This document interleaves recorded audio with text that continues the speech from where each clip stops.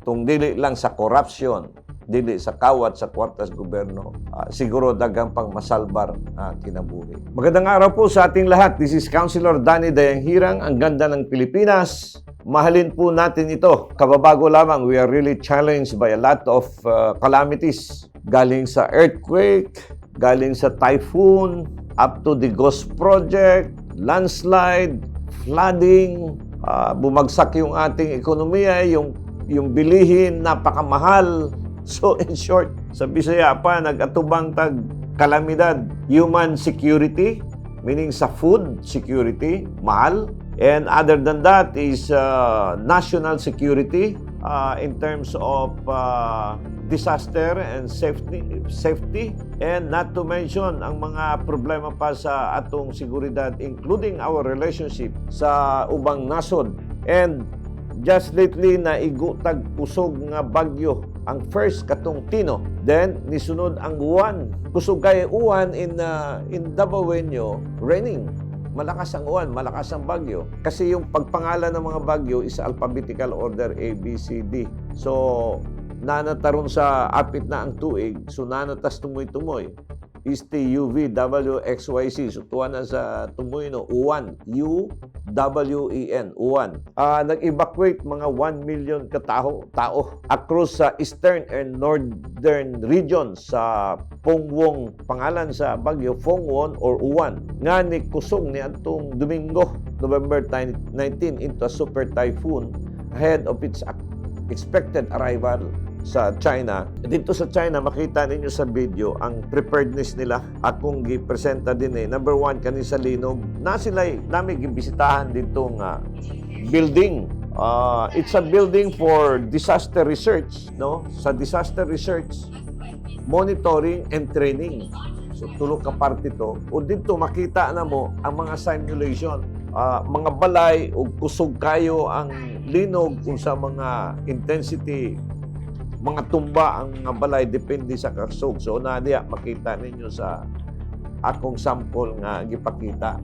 The other one, makita po din ang mga paghimo sa building, no? Ang nakita na mo dito nga gi-share sa amo sa paghimo building. Number one, katong taas nga building na tubig aron kumuana ang tubig ang modepensa. So murag nay dako nga tubo. Kung muana ang building, muapak man na, mubalik. So, depensado ang building magtayog-tayog. Ang mubalansi dito ang tubig. Ang mga engineer kabaluan The other one nakita na mo dito nga, i-share na ko sa inyo, naibula. Ang building, naibulas to nga. So, kung mo apak dire sa taas na mismo, muapak dire mo balansi sa pagtayog ang building. Then, the other one, nga nakita na mo dito, ang building na ay spring. Murag shock absorber ba? Di ang shock absorber. Spring, kung mutayog ang building, mupugong ang spring. So, mo na ang ginahimo nila sa China. So, busa, bisag unsa kataas ang building, na sila yung mga dagkong spring mo ana-ana. I think diri sa Pilipinas, dili mapunta mabiya sa ubang nasod. Ang kadaghanan gani nga ginagamit ng mga engineer bisan sa Saudi, mga Pilipino.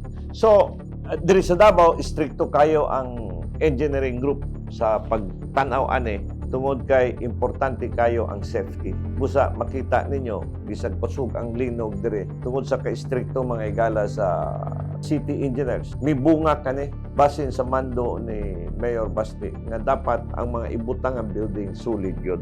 And they are very strict. The same sa China, stricto kayo sila. So, now, dirita sa bagyo, the same gyapon, ang mga bagyo, well monitored. Kita dire na tamabiya sa Pilipinas sa pagmonitor sa mga typhoon.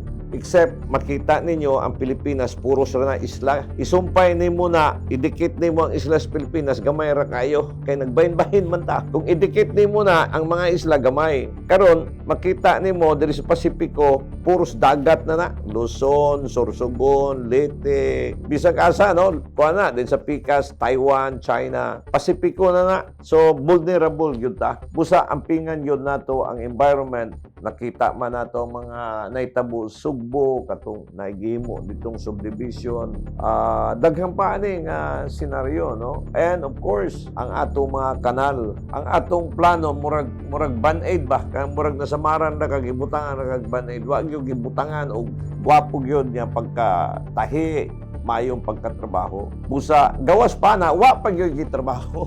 Unay tawag nga ghost project. Karon luoy kayo ta, biya kayo ta sa ubang nasod. Gwapo kayo ang ilang mga lugar. Tung dili lang sa corruption, dili sa kawat sa kwartas gobyerno, siguro daghang pang masalbar na kinabuhi. Ug daghang patang mga research center nga ang mga Pilipino kung naay maglinog dili matingala karon ra katilaw kato sa ila sa China, tanang mga bata, pila ka oras yun na sila, iagi yun na ang mga disaster. Na mga simulation, marag sample ba, nga itayog ang building to akason aron ma-practice ka ug tudloan ka kung unsa ang pag-save food sa isig katao. I'm just giving an informative information kabahin sa disaster, kabahin sa earthquake. Laban po tayo, kaya natin ito. Filipinos are very resilient. Bumagsak ngayon, babangon pa rin. But I think we have to assert kung unsay angayan yun para sa atong nasod. People in government are just temporary. Every time there's an election, come 2028, 2 years from now, nana po election. So, we have only one government. Usar yun ang atong gobyerno. Tabangan nato ni kutob sa may. And I hope kanang napod sa gobyerno, paminaw po mo, ayaw mo sige pangkuhan. Magkinig din tayo. Unahin natin kung saan yung dapat imbestigahin. Hindi kay maghahanap tayo para to pin down somebody.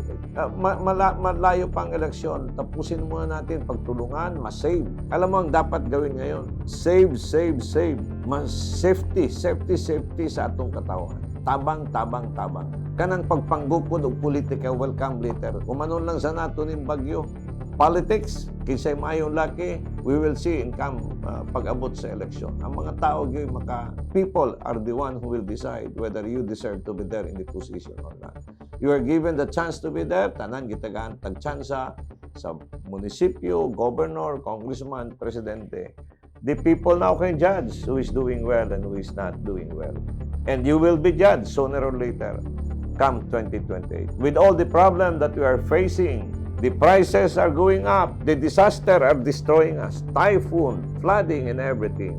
Where is the regulatory body? Asa man ang regulatory body nga nagatanaw tanan? Who is responsible? Naturally, government is very powerful. So ang gobyerno gyoy unta ang mag-referee o dili na mayo, tama na. Ikaw nakasala, old ka diya, tanggal ka diya, pailag kaso. But it should not be selective. It should be open to all, including investigation, tanan. And walay pili.